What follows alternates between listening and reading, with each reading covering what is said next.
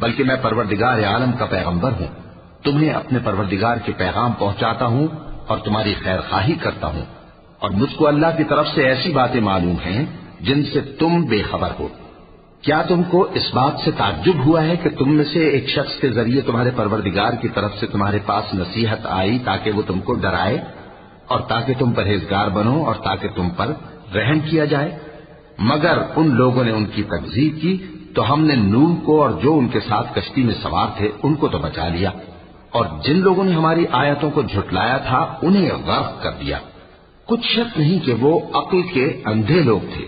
اور اسی طرح قوم عاد کی طرف ان کے بھائی ہود کو بھیجا۔ انہوں نے کہا کہ بھائیو، اللہ ہی کی عبادت کرو، اس کے سوا تمہارا کوئی معبود نہیں، کیا تم ڈرتے نہیں؟ تو ان کی قوم کے سردار جو کافر تھے کہنے لگے کہ تم ہمیں احمق نظر آتے ہو اور ہم تمہیں جھوٹا خیال کرتے ہیں۔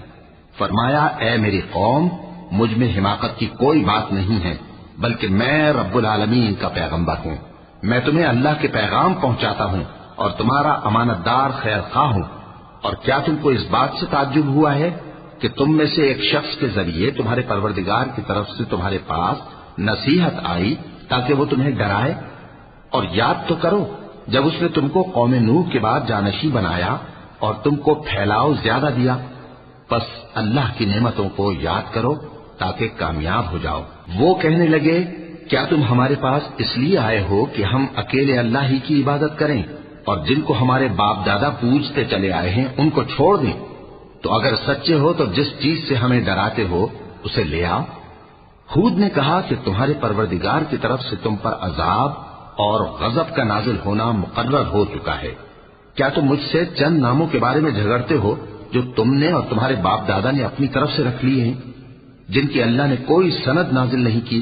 تو تم بھی انتظار کرو، میں بھی تمہارے ساتھ انتظار کرتا ہوں۔